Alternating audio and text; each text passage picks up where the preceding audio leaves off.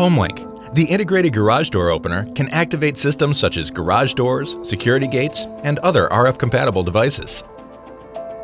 To begin, place the vehicle in park and within range of the receiver with the ignition on.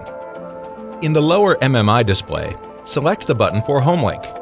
If this is the first transmitter being programmed, select Yes, Program Now in the upper MMI display. With the transmitter in the vehicle, press and hold the button on the transmitter and continue holding the button until a message appears, confirming successful programming.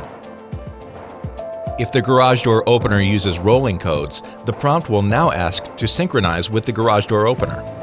Make sure the vehicle is in park and near the receiver. Select Yes, Synchronize Now. Now, press the button for Homelink in the upper MMI display 2 times for 2 seconds each. A prompt will ask if the garage door is moving. If so, select Yes. If the garage door is moving, wait until it stops before proceeding. A prompt will ask if the location should be stored. This will automatically display the control for the opener when the location is nearby. If desired, select Yes, Store Now. Ensure the vehicle is directly in front of the garage door, and again select Yes, Store Now. A message will ask to rename the opener. Enter a name for the transmitter using the speller.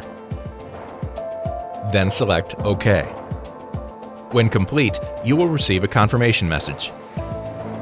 If the garage door did not move at the prompt, press and hold the button for Homelink again for 2 seconds, 2 times. If the door still does not move, select No to answer the prompt.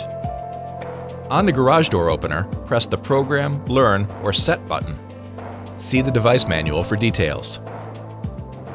Then, within 30 seconds, again press the button for Homelink twice for 2 seconds each. If necessary, repeat the step until the garage door moves. Once the garage door moves, select Yes and synchronization is complete. For more information, please visit homelink.com.